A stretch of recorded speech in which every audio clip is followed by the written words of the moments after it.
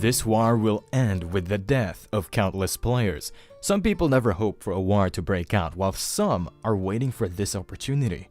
Everyone is excited to know how the Yeongdongpo Guild will fight this war and which hero will be the most active in it. But Gangyun Lee is thinking that he must be on the Korean top interest list during this war. He orders his lackeys to get the camera ready and take the best shots of his face because these scenes will be recorded in history. Gangyun Lee is thinking that he is a natural-born influencer and he was famous in Korea even before the world changed into a game. 1 minute is left until the stream starts and he's wondering if the number of viewers will be around 50,000. The director informs Gangyun Lee that everything is ready. During wars, live streaming is full of dangerous aspects as their location and strategy could be exposed, but the prosecutor is the one who told him to do it. Other smaller clans are voluntarily streaming for fun, but their stream is an official broadcast operated by the main party involved in this war. The purpose of this broadcast is to convince as many people as possible to participate in the war, and this role is perfect for someone like him. Gangyun Lee gets full of himself and he tells his lackeys that at this moment, he is more important than the Necromancer, so he wants them to focus on his face during this broadcast. Han Seok-gu is getting a lot of cringe vibes, but he is somehow holding himself back from pummeling the face of this purple-haired Harry Potter.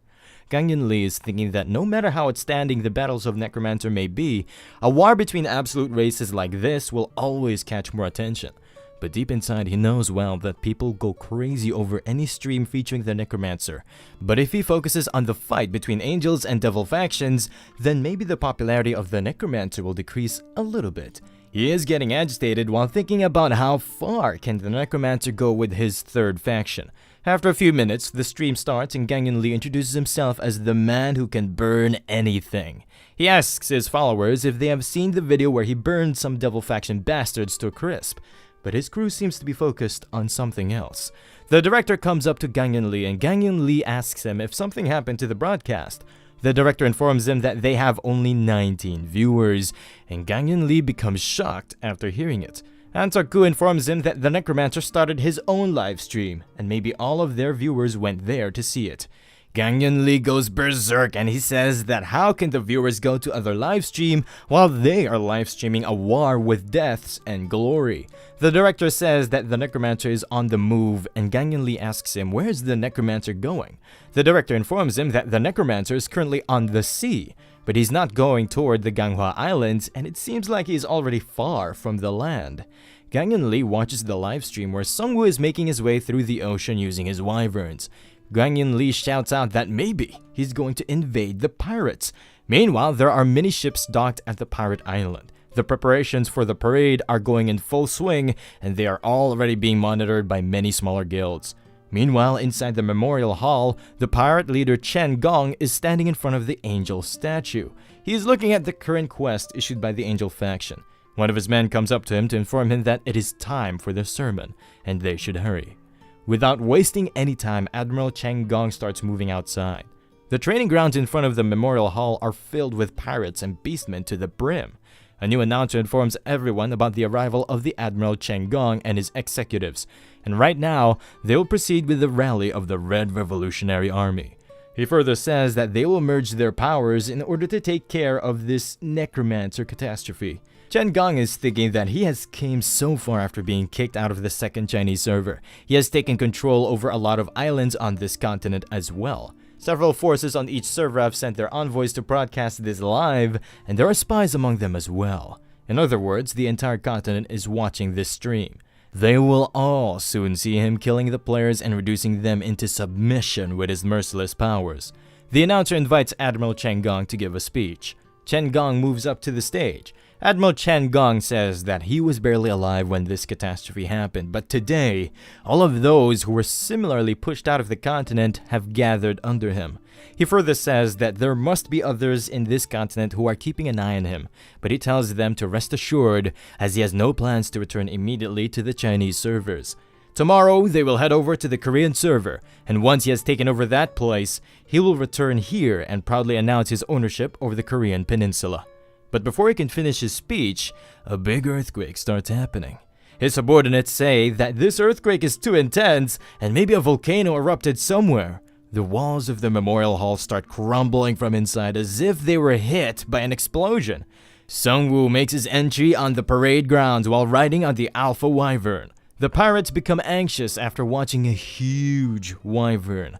Sungwoo summons a lot of monster birds on the battlefield. The monster birds start killing off the pirates along with the beastmen while instilling fear among their ranks. The announcer shouts out that the Necromancer from the Korean server is here. Chen Gong is wondering how the Necromancer appeared from inside the memorial hall without alerting anyone. Sungwoo pulls up the angel statue he just destroyed in order to demoralize the pirates.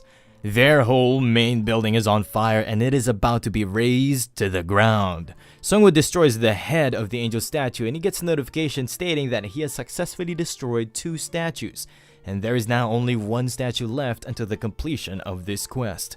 Chen Gong says that the Necromancer has a lot of nerve for flying into the enemy territory and destroying his angel statue.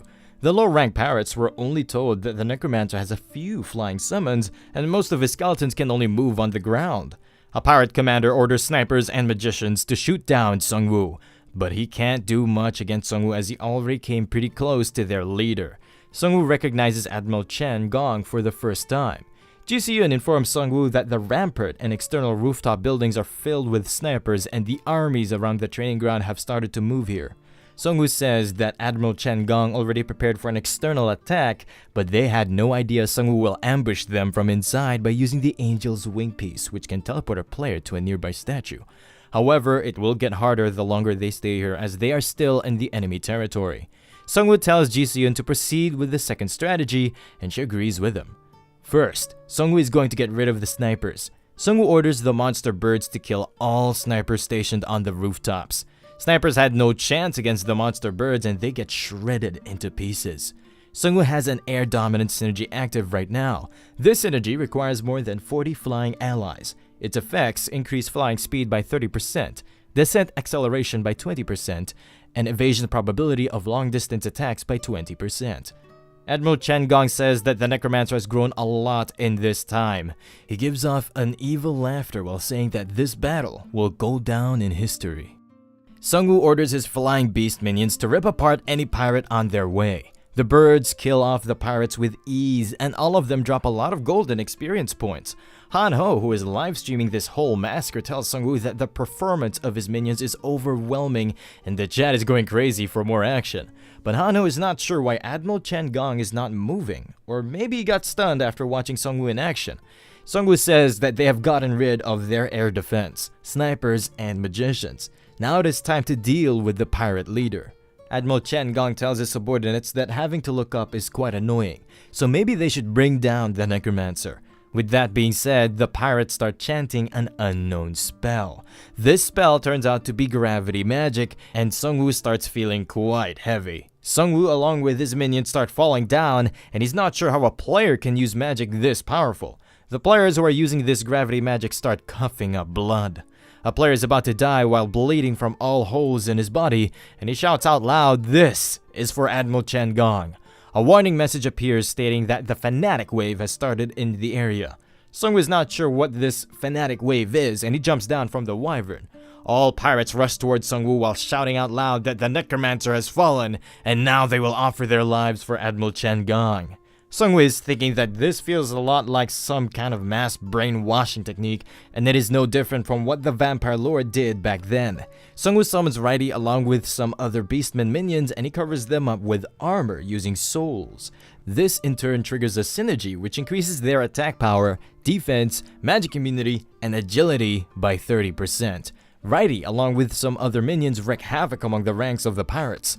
Sungwoo is thinking that the gravity magic was unexpected, but conquering their base feels a bit too easy. And the most weird thing is that Admiral Chen Gong has not even moved a little bit, and maybe he believes in this human wave strategy of throwing his pirates against the minions of Sungwoo. It's not a bad strategy if you are loaded with multiple armies, but Sungwoo is 100% sure that Admiral Chen Gong knows that he has an endless supply of undead. Sungwoo has no idea about what this pirate leader is up to, so he decides to end this in one strike by enchanting his weapon with Demonic Bombardment. Sungwoo throws his Demonic Bombardment skill towards Admiral Chen Gong, and a lot of low-ranked pirates throw themselves on the Demonic Bombardment and get shredded into pieces. On the other side, Ji-seon is trying to find the prisoners. In the past, Sung-woo told her that the pirates must be hiding their prisoners somewhere after fully occupying this island. Sung-woo will draw all of their attention toward him, while Ji-seon will search and free the prisoners. Ji-seon uses her surrounding sensibility to find out that there is a presence of a lot of people ahead. Finally, she comes up to a door which is fully sealed. There is no one guarding the place, and a voice comes from inside inquiring if she is with the pirates. Once she moves forward, 2 monster centipedes comes out of the ground from behind her. Without wasting any time, Ji-seon quickly leaps away from them. These centipedes are quite big, and there is something annoying about them. According to an informant, the pirate leader can brainwash his men through a poisonous centipede. While fighting them, Ji-seon is thinking that maybe he fed the prisoners to these centipedes to raise them. Without wasting any time, Ji-seon cuts them all to pieces. After that, she breaks the door in order to free the prisoners. The prisoners tell her that she immediately needs to run away before the monsters get her. But Ji-seon tells them that they don't need to worry, because she has already taken care of the poisonous centipedes. The prisoners are quite afraid, and they inform her what she slayed just now were not the giant poisonous centipedes. Meanwhile, on the other side, Sung-woo is a bit worried. Chen Gong tells him that if he was a little bit more stronger, then maybe he could have left a scratch on him. It turns out Chen Gong blocked the demonic bombardment skill without moving an inch. Sung-woo is thinking that demonic bombardment is not an attack one's physical body can withstand, but Chen Gong didn't hesitate blocking it using the bodies of his subordinates. Sung-woo tells Chen Gong that he is quite relaxed for someone who just lost all of his subordinates, or maybe he's just stunned. In return, Chen Gong asks Sung-woo if he's referring to those things scattered around the ground as subordinates. He further says that they are not subordinates, but dogs who have lost their purpose. Sung-woo enhances the Grim Reaper Scythe with demonic bombardment, and he says that the pirates were brainwashed, but it's still a pity that they were used by a scum like him. Sung-woo throws the demonic bombardment skill towards Chen Gong while saying that this time, there are no dogs who will block this skill using their bodies. All of a sudden, the ground near Admiral Chen Gong starts shattering. 2 huge centipedes pop out of the ground, and they take the demonic bombardment skill head on. Chen Gong informs Sung-woo that his first class is Archbishop and his second class is Evil Monster Tamer, and both of these centipedes are his true subordinates. Sung-woo says that these giant poisonous centipedes are quite strong, and if he had them from the start, then he should have used them instead of gathering people and making an army out of them. Chen Gong explains by saying that these centipedes specialize in destruction, but maintaining their strength is hard, and without him, they will start eating each other. He further says that he can also make good items out of them, plus using this method is the most common way to survive in such an unstable world. But before they can continue to duke it out, the reinforcements of pirates arrive at the scene. The pirates surround Sung-woo and his minions from all directions. General Chen Gong says that the spirit of his pirates is quite commendable as they fulfill their duties to the end. With that being said, Chen Gong starts running away using his poisonous centipede, and Sung-woo is confused as to why Chen Gong doesn't fight himself when he is this much strong. Sung-woo is not feeling good about this and he needs to catch up to Chen Gong quickly, but these suicidal pirates are in his way. Sung-woo uses a skill to burn away every single pirate around him. He then orders his minions to find the pirate leader quickly. Chen Gong comes to a stop after getting away from the mayhem. He then thanks Sung-woo and the pirates for giving him time to use this Underworld Gate magic scroll. It's a legendary grade scroll. It will open the Underworld Gate for 24 hours after use. Its description says that this scroll creates a passage that's connected to the Underworld. Players can obtain valuable items by exploring the Underworld, but it's recommendable to not test it hastily. And don't forget that monsters present inside can come out as well. A notification pops up which informs Sung-woo that the gate can be upgraded by sacrificing the blood and body of the user's troops. Once the Underworld Gate reaches the legendary grade, then all routes with evil monsters will connect to this gate. Chen Gong says that he was not being himself when he held back, although he could have killed those pirates by himself, but he would have still felt guilty for them. That's why he let Sung-woo take care of them. Sung-woo is almost there and he is pissed at the pirate leader for sacrificing his own troops. A red warning sign appears stating that the Underworld Gate has appeared in the area and the affected area will be sealed. Han-ho announces at the live stream that there is a barrier around the entire island. The atmosphere has also become strange and no one can now run away from here. Meanwhile, Sungwoo is hoping that this World Tree Link skill is not blocked, or it will be a disaster for him. Chen Gong transforms into a war beast, and he calls out the demigod Anubis. This is an active skill called War Beast, and it is received after the first awakening.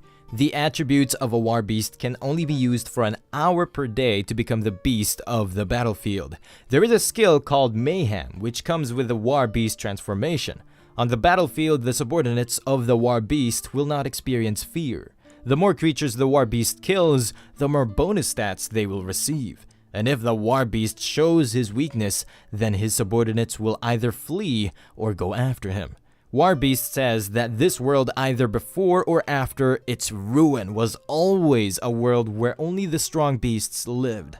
Without wasting any time, Sungwoo uses Fell Blade, Death Response, and Poisonous Cloud in the area. The War Beast belongs to a 5-star class. Meanwhile, Anubis, which is a half-god of death, is his opponent, and they will now both duke it out to find out which one of them is more suitable to rule this ruined world. The Underworld Gate becomes fully activated and huge evil beasts start emerging from it. Meanwhile, on the other side, the army of undeads is fully prepared to take on these evil creatures.